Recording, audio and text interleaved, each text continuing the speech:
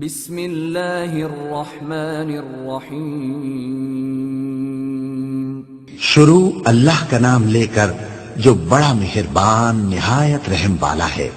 کاف ہا یا عین صاد، یہ تمہارے پروردگار کی مہربانی کا بیان ہے جو اس نے اپنے بندے زکریا پر کی تھی جب انہوں نے اپنے پروردگار کو دبی آواز سے پکارا اور کہا کہ اے میرے پروردگار، میری ہڈیاں بڑھاپے کے سبب کمزور ہو گئی ہیں اور سر سفید بالوں کی وجہ سے چمکنے لگا ہے، اور اے میرے پروردگار، میں تجھ سے مانگ کر کبھی محروم نہیں رہا، اور میں اپنے بعد اپنے بھائی بندوں سے ڈرتا ہوں، اور میری بیوی بانجھ ہے، پھر بھی مجھے اپنے پاس سے ایک وارث عطا فرما جو میری اور اولاد یعقوب کی میراث کا مالک ہو، اور اے میرے پروردگار، اس کو خوش اخلاق بنائیو۔ فرمایا اے زکریا، ہم تم کو ایک لڑکے کی بشارت دیتے ہیں جس کا نام یحییٰ ہوگا، اس سے پہلے ہم نے اس نام کا کوئی شخص پیدا نہیں کیا۔ انہوں نے کہا کہ پروردگار، میرے ہاں کس طرح لڑکا ہوگا جبکہ میری بیوی بانجھ ہے اور میں بڑھاپے کی اس حالت کو پہنچ گیا کہ سوکھ گیا ہوں۔ حکم ہوا کہ اسی طرح ہوگا۔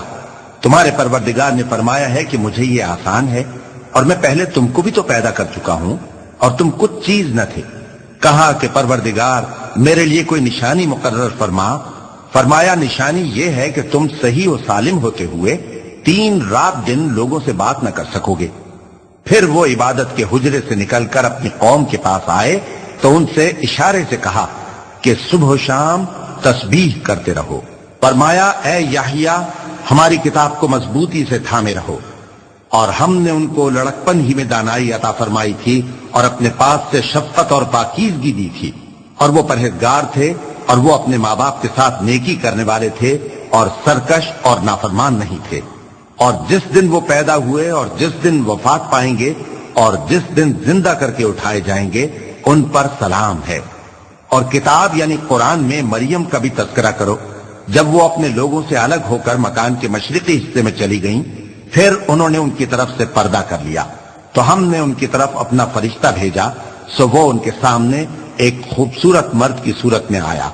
مریم بولی کہ اگر تم پرہیزگار ہو تو میں تم سے بچنے کے لیے رحمان کی پناہ لیتی ہوں۔ فرشتے نے کہا کہ میں تو تمہارے پروردگار کا بھیجا ہوا یعنی فرشتہ ہوں، اور اس لیے آیا ہوں کہ تمہیں پاکیزہ لڑکا بخشوں۔ مریم نے کہا کہ میرے ہاں لڑکا کیوں کر ہوگا جبکہ مجھے کسی مرد نے بطور شوہر چھوا تک نہیں اور میں بدکار بھی نہیں ہوں۔ فرشتے نے کہا کہ یوں ہی ہوگا۔ تمہارے پروردگار نے فرمایا کہ یہ مجھے آسان ہے اور میں اسے اسی طریق پر پیدا کروں گا تاکہ اس کو ہم لوگوں کے لیے اپنی طرف سے نشانی اور ذریعہ رحمت بنائیں، اور یہ کام مقرر ہو چکا ہے۔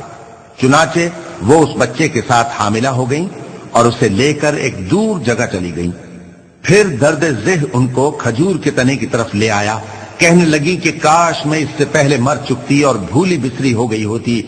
تب ان کے ٹیلے کے نیچے کی جانب سے فرشتے نے ان کو آواز دی کہ غمناک نہ ہو، تمہارے پروردگار نے تمہارے نیچے ایک چشمہ پیدا کر دیا ہے، اور کھجور کے تنے کو پکڑ کر اپنی طرف ہلاؤ، وہ تم پر تازہ عمدہ کھجوریں گرائے گا، تو کھاؤ اور پیو اور آنکھیں ٹھنڈی کرو۔ اگر تم کسی آدمی کو دیکھو تو کہنا کہ میں نے اللہ کے لیے روزے کی منت مانی، تو آج میں کسی آدمی سے ہرگز کلام نہیں کروں گی۔ پھر وہ اس بچے کو اٹھا کر اپنی برادری والوں کے پاس لے آئیں۔ وہ کہنے لگے کہ مریم، یہ تو نے برا کام کیا۔ اے ہارون کی بہن، نہ تو تیرا باپ ہی برا آدمی تھا اور نہ تیری ماں ہی بدکار تھی۔ تو مریم نے اس بچے کی طرف اشارہ کیا۔ وہ بولے کہ ہم اس سے کہ گود کا بچہ ہے کیسے بات کریں؟ بچے نے کہا کہ میں اللہ کا بندہ ہوں، اس نے مجھے کتاب دی ہے اور نبی بنایا ہے، اور میں جہاں ہوں اور جس حال میں ہوں اس نے مجھے صاحب برکت بنایا ہے، اور جب تک زندہ ہوں مجھ کو نماز اور زکوٰۃ کا ارشاد فرمایا ہے، اور مجھے اپنی ماں کے ساتھ نیک سلوک کرنے والا بنایا ہے اور سرکش و بدبخت نہیں بنایا، اور جس دن میں پیدا ہوا اور جس دن مروں گا اور جس دن زندہ کر کے اٹھایا جاؤں گا مجھ پر سلام ہے۔ یہ مریم کے بیٹے عیسیٰ ہیں، اور یہ سچی بات ہے جس میں لوگ شک کرتے ہیں۔ اللہ کو شایع نہیں کہ کسی کو بیٹا بنائے، وہ پاک ہے۔ جب کسی چیز کا ارادہ کرتا ہے تو اس کو یہی کہتا ہے کہ ہو جا، تو وہ ہو جاتی ہے۔ اور بے شک اللہ ہی میرا اور تمہارا پروردگار ہے، تو اسی کی عبادت کرو، یہی سیدھا رستہ ہے۔ پھر اہل کتاب کے فرقوں نے باہم اختلاف کیا سو جو لوگ کافر ہوئے ہیں ان کو بڑے دن یعنی قیامت کے روز حاضر ہونے سے خرابی ہے۔ وہ جس دن ہمارے سامنے آئیں گے کیسے سننے والے اور کیسے دیکھنے والے ہوں گے، مگر ظالم آج کھلی گمراہی میں ہیں۔ اور ان کو حسرت و افسوس کے دن سے ڈرا دو جب بات فیصل کر دی جائے گی اور وہ غفلت میں پڑے ہوئے ہیں اور ایمان نہیں لاتے۔ ہم ہی زمین کے اور جو لوگ اس پر بستے ہیں ان کے وارث ہوں گے اور ہماری ہی طرف ان کو لوٹنا ہوگا۔ اور کتاب میں ابراہیم کا ذکر کرو، بے شک وہ نہایت سچے تھے، پیغمبر تھے۔ جب انہوں نے اپنے باپ سے کہا کہ ابا آپ ایسی چیزوں کو کیوں پوچھتے ہیں جو نہ سنیں اور نہ دیکھیں اور نہ آپ کے کچھ کام آ سکیں؟ ابا مجھے ایسا علم ملا ہے جو آپ کو نہیں ملا، تو میرے ساتھ ہو جائیے، میں آپ کو سیدھی راہ پر لے چلوں گا۔ ابا شیطان کی پوجا نہ کیجیے، بے شک شیطان اللہ کا نافرمان ہے۔ ابا مجھے ڈر لگتا ہے کہ آپ کو اللہ کا عذاب آ پکڑے تو آپ شیطان کے ساتھی ہو جائیں۔ اس نے کہا کہ ابراہیم کیا تو میرے معبودوں کے خلاف ہے؟ اگر تو باز نہ آئے گا تو میں تجھے سنسار کر دوں گا اور تو ہمیشہ کے لیے مجھ سے دور ہو جا۔ ابراہیم نے سلام علیکم کہا اور کہا کہ میں آپ کے لیے اپنے پروردگار سے بخشش مانگوں گا، بے شک وہ مجھ پر نہایت مہربان ہے۔ اور میں آپ لوگوں سے اور جن کو آپ اللہ کے سوا پکارا کرتے ہیں ان سے کنارہ کرتا ہوں اور اپنے پروردگار ہی کو پکاروں گا۔ امید ہے کہ میں اپنے پروردگار کو پکار کر محروم نہیں رہوں گا۔ اور جب ابراہیم ان لوگوں سے اور جن کی وہ اللہ کے سوا پرستش کرتے تھے الگ ہو گئے تو ہم نے ان کو اسحاق اور اسحاق کو یعقوب بخشے اور ہر ایک کو پیغمبر بنایا، اور ہم نے ان کو اپنی رحمت سے بہت سی چیزیں عنایت کی اور ان کا ذکر جمیل بلند کیا۔ اور کتاب میں موسیٰ کا بھی ذکر کرو، بے شک وہ ہمارے برگزیدہ تھے اور رسول تھے، نبی تھے۔ اور ہم نے ان کو طور کی داہنی طرف سے پکارا اور باتیں کرنے کے لیے نزدیک بلایا، اور اپنی مہربانی سے ان کو ان کا بھائی ہارون پیغمبر بنا کر عطا کیا۔ اور کتاب میں اسماعیل کا بھی ذکر کرو، وہ وعدے کے سچے اور رسول تھے، نبی تھے، اور وہ اپنے گھر والوں کو نماز اور زکوٰۃ کا حکم کرتے تھے اور اپنے پروردگار کے ہاں پسندیدہ تھے۔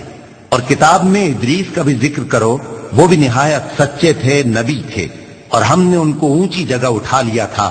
یہ وہ لوگ ہیں جن پر اللہ نے اپنے پیغمبروں میں سے فضل کیا، یعنی اولاد آدم میں سے، اور ان لوگوں میں سے جن کو ہم نے نوح کے ساتھ کشتی میں سوار کیا، اور ابراہیم اور یعقوب کی اولاد میں سے، اور ان لوگوں میں سے جن کو ہم نے ہدایت دی اور جنہیں برگزیدہ کیا۔ جب ان کے سامنے ہماری آیتیں پڑھی جاتی تھیں تو سجدے میں گر پڑتے اور روتے رہتے تھے، کیونکہ آیت سجدہ تلاوت کی گئی ہے، لہذا سامعین پر سجدہ واجب ہے۔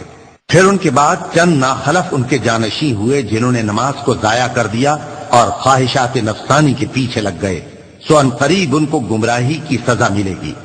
ہاں جس نے توبہ کی اور ایمان لایا اور عمل نیک کیے تو ایسے لوگ بہشت میں داخل ہوں گے اور ان کا ذرا نقصان نہ کیا جائے گا، یعنی ہمیشہ کی بہشتوں میں جس کا اللہ نے اپنے بندوں سے وعدہ کیا ہے کہ جو ان کی آنکھوں سے پوشیدہ ہے۔ بے شک اس کا وعدہ نیکوکاروں کے سامنے آنے والا ہے، وہ اس میں سلام کے سوا کوئی بیہودہ کلام نہ سنیں گے اور ان کو صبح و شام کھانا ملے گا۔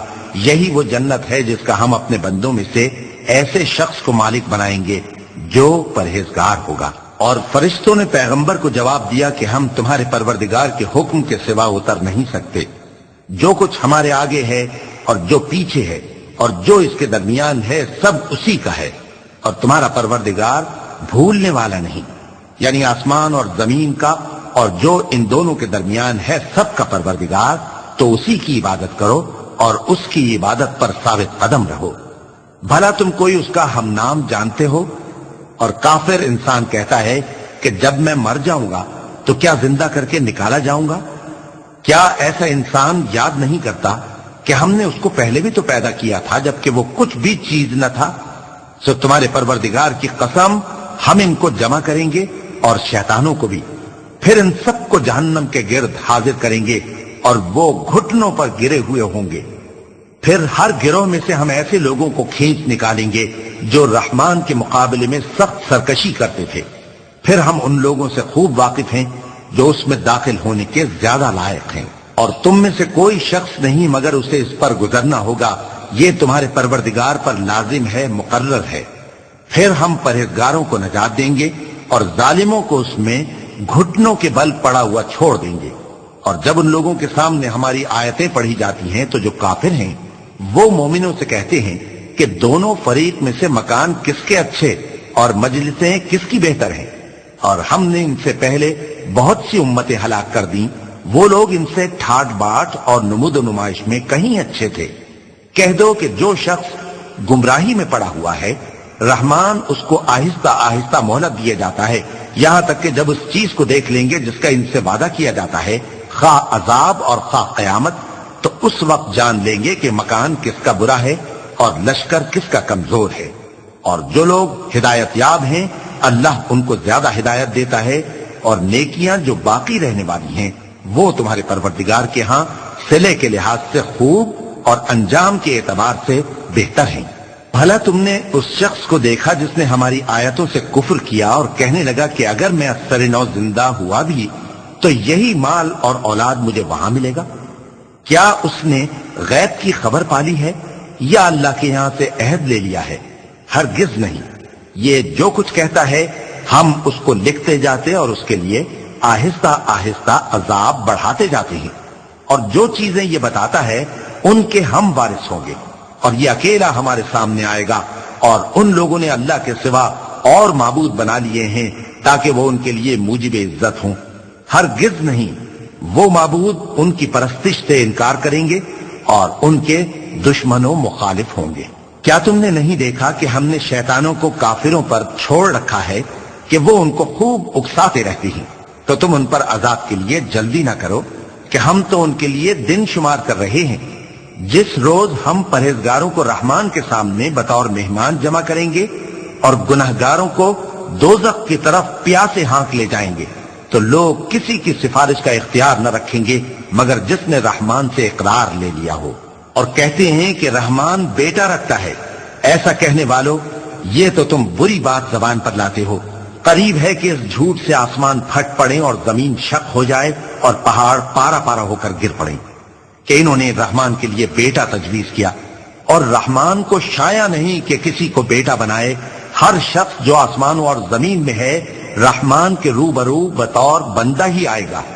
اس نے ان سب کو اپنے علم سے گھیر رکھا اور ایک ایک کو شمار کر رکھا ہے، اور یہ سب قیامت کے دن اس کے سامنے اکیلے اکیلے حاضر ہوں گے۔ اور جو لوگ ایمان لائے اور عمل نیک کیے رحمان ان کی محبت مخلوقات کے دل میں پیدا کر دے گا۔ اے پیغمبر صلی اللہ علیہ وآلہ وسلم، ہم نے یہ قرآن تمہاری زبان میں آسان بنا کر نازل کیا ہے تاکہ تم اس سے پرہیزگاروں کو خوشخبری پہنچا دو اور جھگڑالوؤں کو ڈر سنا دو، اور ہم نے ان سے پہلے بہت سے گروہوں کو ہلاک کر دیا ہے۔ بھلا تم ان میں سے کسی کو دیکھتے ہو یا کہیں ان کی بھنک سنتے ہو؟ صدق اللہ العظیم۔